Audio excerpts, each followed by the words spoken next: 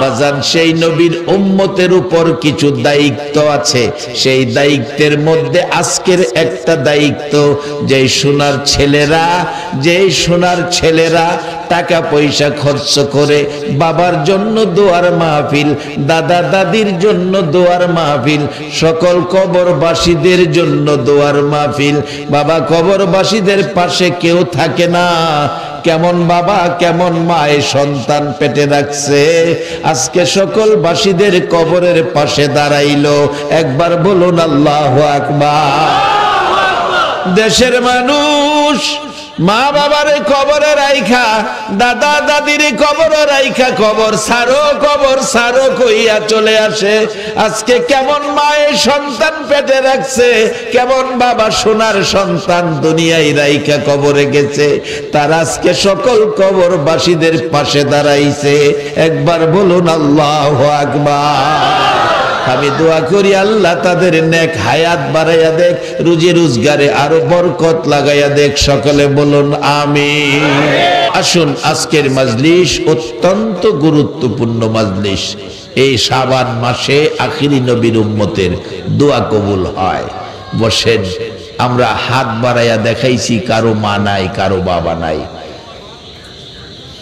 শুধু 2 শ্রেণী এখানে আমরা ফাইসালাই গেলাম, কিন্তু দাদা দাদি নানা নানি নাই, এরকম কিন্তু সবাই, কেউ না কেউ কবর আছে, এরকম সবাই। তাই এই 2টা হাত আমরা আল্লাহর কাছে বাড়াবো। নবী বলছে শাবান মাসে আল্লাহ দোয়া কবুল করে।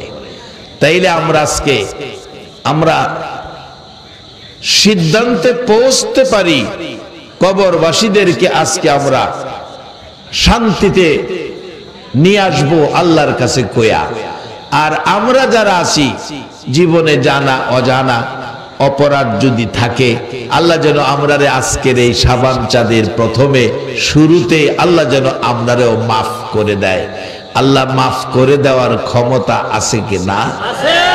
আর 1400 বছর আগে আমরারে মাফ করে দিছে। কোরআনের মধ্যে আছে, কুলিয়া ইবাদিয়াল্লাযিনা আসরাফু আলা আনফুসিহিম লা তাকনাতু মির রাহমাতিল্লাহ ইন্নাল্লাহা ইয়াগফিরুয যুনুবা জামিআ ইন্নাহু হুয়াল গাফুরুর রহিম।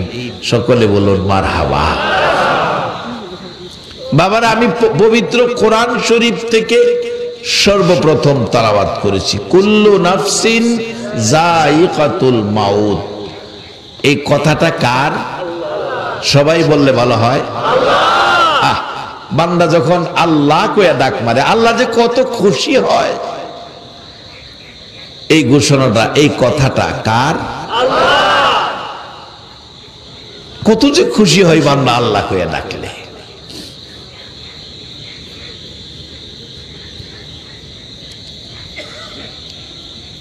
আল্লাহ বলছেন সকল প্রাণী একদিন মৃত্যুর কুলে ডলে পড়তে হবে। আচ্ছা, আমরা সকলেই একদিন, শুধু আমরা না, সকল প্রাণীর চিন্তা বাদ দিলাম, আমরার চিন্তা করেন। কারণ এমন এক মাঠে আমরা রওনা হইছি, যে মাঠের অবস্থার উপর মা ছেলের পরিচয় দিবে না, ভাই ভাইকে চিনবে না, বাবা ছেলের পরিচয় দিবে না, ছেলে বাবারে চিনবে না। এই মাঠটার নাম হাসরের মাঠ। এই সূর্য আজকে কত 9 কোটি 33 না 30 লক্ষ মাইল দূরে সূর্যের তাপে এই বৈশাখ মাস, চৈত্র মাস, ভাদ্র মাসে মানুষ গাছের ছায়া খুঁজে, পিচের রাস্তা দিয়া খালি পায়ে হাঁটতে পারে না, আগুনের মতো গরম। 9 কোটি 30 লক্ষ মাইল দূরে কিতাব লেখে এই সূর্যটা একটা সূর্য না, এটার মধ্যে 70টা সূর্যের পাওয়ার দেওয়া হবে। আর এই 70 সূর্যের পাওয়ার লয়া সূর্যটা মাথার থেকে অর্ধ হাত উপরে থাকবে। কোন কিতাব লেখে সুরমাদানির কাঠি, সুরমাদানির কাঠি। এখন তো সুরমাদানি, এখনকার ডিজিটাল যুগের পোলাপান সুরমাদানি চিনতই না। সুরমাদানির কাঠির পরিমাণ উপরে থাকবে সূর্যটা। সেদিন বিপদে পড়ে ছেলে ডাক দিবে মা, মা গো, মা বলবেন কে রে? আমারে মা ডাকোস? মা আমি তোমার সন্তান। আরে আমার সন্তান হবে দূরের কথা, আমার তো বিয়াই হয়েছে না। এই বিপদে ছেলেকে পর্যন্ত পরিচয় দিবে না, ভাই ভাইকে চিনবে না। সেই বিপদের দিন আমাদের সামনে। তার আগে আজকে আল্লাহর কোরআন থেকে আমরা একটা ঘোষণা নিলাম, সকল প্রাণী, অন্য প্রাণীর চিন্তা করে লাভ নাই। মা ছেলেরে চিনবে না, এখন নিজের চিন্তা করেন। সকল প্রাণী মৃত্যুর কুলে ঢলে পড়বে, ঘোষণা দিলেন আল্লাহ। বলুন, আমরা যে সকলেই একদিন মরতে হবে, কথাটা কি রাইট? কারো কোনো আপত্তি নাই তো? আপত্তি থাকলে বাস্তবে আসেন। আমরা দুনিয়াতে আইছি মার কুলের শিশু, কুল থেকে নামাইলে নামছি, উঠাইলে উঠছি। হ্যাঁ, পায়খানা প্রস্রাব করলে পরিষ্কার করলে মা করছে, নাইলে পায়খানাতেই পইরা রয়েছি। এ অবস্থা থেকে আস্তে আস্তে বড় হইলাম, কিশোর হইলাম, কিশোর থেকে তরুণ, তরুণ থেকে যুবক, যুবক থেকে আমরা অনেকে বৃদ্ধ, যেমন আমিও বৃদ্ধের কাতারে চলে গেছি। বলুন, যে এই বয়সে আমরা মার কুলে শিশু ছিলাম, এখন কি ইচ্ছা করলে আমরা কেউ কি আবার পিছনে মার কুলে শিশু হওয়া সম্ভব? শিশু হইবেন কই? অনেকের তো মা হই নাই।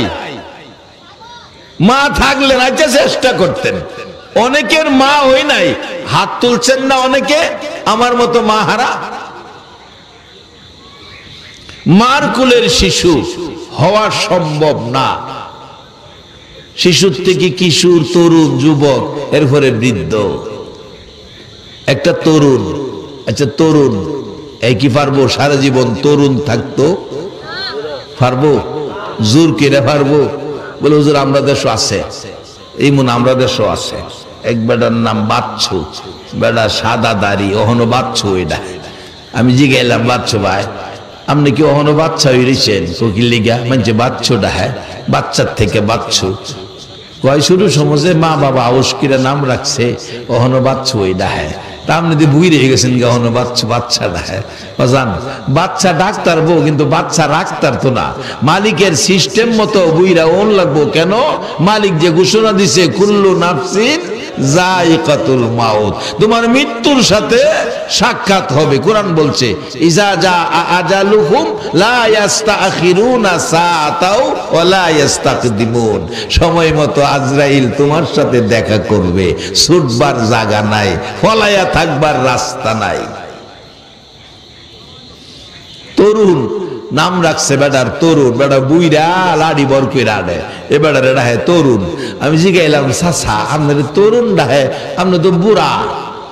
তরুণ ডাহে যে শুরু সময় যে নাম রাখছে তরুণ, হেডই রয়েছে, আমি তো বুড়ো হয়ে গেছি। বাজার নামে তরুণ থাকতেন কিন্তু সাইজে বুড়া।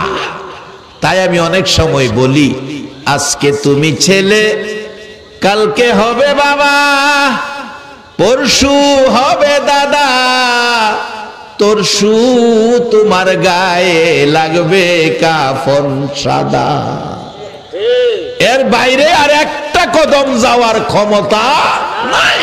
অরেন হয়ে গেছে কোরআনে, কুল্লু নাফসিন যায়িকাতুল মাউত।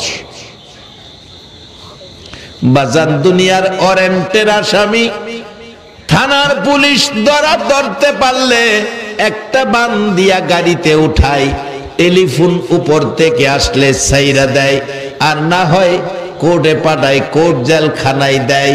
জেলের মধ্যে থাইকা 3 মাস পর জামিনে বাইরে আসতে পারে। বাজান আমাদের কুল্লু নাফসিন যায়িকাতুল মাউত এমন এক কোর্টের ওয়ারেন্ট, যেই কোর্টের ওয়ারেন্টের আসামি ধরা পড়ার সাথে সাথে 3টা বান দিবে বাজান, সাদা কাফন পরাইয়া, মাথার মুড়ি টাইনা টাইনা বাঁধবে, পায়ের মুড়ি টাইনা টাইনা বাঁধবে, মাঝখানে আরো একটা বান, 3টা বান দিয়া মসজিদ থেকে 4 পায়া খাটে উঠাইয়া কবর নামের কারাগারে নিয়া ঢুকাইবে। বলুন রাস্তায় কারু টেলিফোনে সারা হবে কিনা? কবর দেশে ঢুকানে, কবর নামের কারাগারে ঢুকানোর পর জীবনে কোনোদিন জামিন পাওয়া সম্ভব হবে কিনা? যেই আসামি ধরা পড়ার পর জামিন পাওয়া যাবে না, কারো টেলিফোনে ছাড়া হবে না, সেই ঘোষণাটা দিলেন যেই মালিক, সেই মালিকটা হলেন আল্লাহ। সেই আল্লাহকে খুশি করার জন্য আজকের মাহফিলে যারা এসেছেন, বাজান বিছনা ভিজে, অনেকের কাপড় ভিজে যাইতেছে, তারপরেও উঠেন নাই। আল্লাহকে খুশির জন্য যদি এই বসাটা, আল্লাহ খুশির জন্য যদি বসে যান, আমার আল্লাহ হাসরের দিন আখিরি নবীর উম্মতকে ওই আল্লাহকে খুশি করার জন্য যারা জীবন দিয়ে সাদা জামা লাল করে শহীদ হয়েছেন, আল্লাহ আপনাদের সেই মর্যাদাই কবুল করে নিবে। বাবারা, এবার নিজের দিক থেকে সরে আসলাম। সকলে মৃত্যুবরণ করতে হবে, এতে কারো কোনো আপত্তি নাই তো? থাকলেও কোনো লাভ হবে না। আমরা যে রাস্তাটা হাঁটতেছি, লাস্টে যাইয়া দেখবেন এটাই মৃত্যুর পথে হাঁটতেছি। যে রাস্তাতেই যান, যাইয়া দেখবেন হ্যাঁ নেই কবর। গাড়িতে যান, হাইটা যান, রিক্সায় যান, অটো যান, যাইয়া দেখবেন সামনে কবর।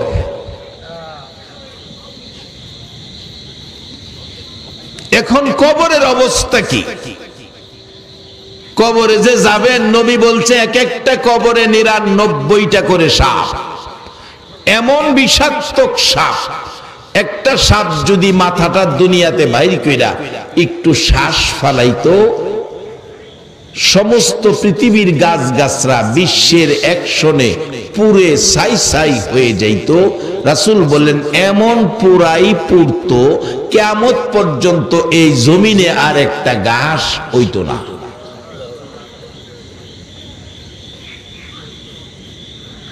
আবার আল্লাহ বলছে, বন্ধু তোমার উম্মত কই? তোমার উম্মতের একটা খবর দাও। বাল আহইয়াউন ইনদা রাব্বিহিম ইরযাকুন। তোমার উম্মত কবরে আইলে দুনিয়ার মানুষ যেমন 3 বেলা দুনিয়ায় ডাল ভাত খায়, আমি আল্লাহ তোমার উম্মতের কবরের মধ্যে 3 বেলা ডাল ভাত খাওয়ায়। ডাল ভাত বুঝাইবার লেগে কইছি, আসলে ডাল ভাত খাওয়াইতো না, জান্নাতের খাওন খাওয়াইব। সেই পথটা খুঁজে বের করা, বলুন আমাদের দরকার আছে কিনা? বাজান আসেন বের করি। আল্লাহ কোরআনে আমাদের উদ্দেশ্যে বলছেন, প্রথম বলছেন সকল প্রাণী মৃত্যুর কোলে ঢলে পড়বে। মৃত্যুর পরে আমাদেরকে যেই জায়গাটাই নিবে, এই জায়গাটার নাম হইতো কবর। আজকে যাদের উদ্দেশ্যে দোয়ার মাহফিল, কবরবাসীদের উদ্দেশ্যে। হাইরে, কবরবাসীদের খবর কেউ নেয় না। আজকে যে বাবা সন্তান কোথাও গেলে রাত্র 12টা হইলে আর বাবা ঘরে মন বইছে না, রাস্তায় দাঁড়াইয়া রইছে, মা দরজা খুইলা এতিমের মতো কাঁদছে, সেই মা বাবা কবরে, কিন্তু সন্তান খবর নিল না। এর চেয়ে নাফরমানি আর কি হতে পারে? সুসন্তান ওই ব্যক্তি হবে যারা মা বাবার জন্য হাত বাড়াইয়া দোয়া করে, আল্লাহর শিখানো দোয়া, রব্বির হামহুমা কামা রব্বায়ানি সগীরা। আসুন এবার আসুন, সকল প্রাণী মৃত্যুর কোলে ঢলে পড়বে। এখন কবরে যাব, কবরের যাত্রী। কবরে যাওয়ার আগে একটা পথ আল্লাহ আমাদেরকে বলছেন, ফাদখুলি ফি ইবাদি ওয়াদখুলি জান্নাতি। আল্লাহর পরামর্শ, ফাদখুলি ফি ইবাদি ওয়াদখুলি জান্নাতি। তোমরা আমার ইবাদত লইয়া আইসো, ইবাদত লইয়া আইসো, তাহলে আমি তোমরারে জান্নাতে ঢুকাবো। তোমরা আমার ইবাদত করো, আমি তোমরারে জান্নাত দেব। কোরআন শরীফ। ইবাদতকারীকে আল্লাহ জান্নাত দিবেন। তাহলে আমরা কবরে যাওয়ার আগে ইবাদত করা, বলুন দরকার আছে কিনা? তবে বাজান ইবাদত করবেন, ইবাদত রাস্তা মতো করতে হইব। আল্লাহ কোরআনে বলছে ওয়াকাদা রব্বুকা আল্লা তা'বুদু ইল্লা ইয়া ওয়া বিল ওয়ালিদাইনি ইহসানা। ইবাদত করো আল্লাহর, খেদমত করো মা বাবার। ইবাদত আল্লাহর, খেদমত মা বাবার। ইবাদত করলেন, খেদমত মা বাবার করলেন না, এই ইবাদতে জান্নাতে যাওয়া হবে না। কারণ জান্নাতের মধ্যে বাইরে তালা আবার ভিতরে সিটকারি আছে। নবী বলছে আসসালাতু মিফতাহুল জান্নাহ, নামাজ বেহেশতের চাবি, ইবাদত হইল বেহেশতের চাবি। এটা বাইরের তালার চাবি, ভিতরে সিটকারি আছে। বাইরের তালার চাবি খুলবেন ইবাদত দিয়া, ভিতরের সিটকারি খুলবেন মা বাবার খেদমত দিয়া। বাজান, কোন মা বাবা যদি সন্তানের প্রতি অসন্তুষ্ট থাকে, তাহলে নবীর সাহাবী হইলেও এই সাহাবীর মর্যাদা থাকে না। যার বাস্তব হযরত আলকামা রাদিয়াল্লাহু তাআলা আনহুর জীবনী। আমার নবীর সাহাবী, সাকরাত মৃত্যুর যন্ত্রণা শুরু হয়ে গেছে, আজরাইল রূহ বের করার কাজ শুরু করে দিছে। এবার আমার নবীর কাছে খবর গেলে নবীজি সাহাবীদেরকে অনুমতি দিলেন, পরামর্শ দিলেন, তার কাছে যাইয়া কালিমার তালকিন করতে থাকো, কালিমার আওয়াজ তাকে শোনাইতে থাকো। রাসূল বলেছেন মৃত্যুর সময় যে কালিমা পড়তে পড়তে মৃত্যু হয়, তার জন্য আল্লাহর জান্নাত ওয়াজিব হইয়া যায়। যে লোকটার মৃত্যুর সময় মুখে কালিমার আওয়াজ শুনেছেন, নিশ্চিত হবেন লোকটা জান্নাতি হয়ে গেছে। আমার নবী লোক পাঠাইলেন কালিমা পড়ানোর জন্য।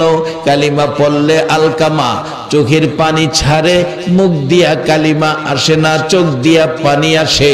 এই খবর শুনে নবী নিজে গেলেন, ও আলকামা, আমি রাসূল এসেছি, পড়ো লা ইলাহা ইল্লাল্লাহু মুহাম্মাদুর রাসূলুল্লাহ। আলকামা চোখের পানি ছেড়ে দিলেন। জিবরাইল আইসা বলেন, হুজুর আসবে না, তার মুখ থেকে কালিমা, ঈমান নিয়ে মৃত্যুবরণ হবে না, তার ঈমান হারা হয়ে মৃত্যুবরণ করবে। তার কারণ হলো আলকামা তার মার কলিজায় ব্যথা দিয়েছে, মার কলিজায় দুঃখ দিয়েছে, এই জন্য তার মুখ দিয়ে কালিমা আসবে না। যারা মা বাবার ব্যথা দিছো, মা বাবার গায়ে আঘাত করেছো, তোমার দেওয়া ব্যথায় মা চোখের পানি ছেড়ে কাঁদছে, বাবা চোখের পানি ছেড়ে কাঁদছে, মনে রাখো তোমার ইবাদতে তোমারে সঠিক পথে রাখতে পারবে না। মৃত্যুর সময় তুমি বেঈমান হইয়া মরতে হবে।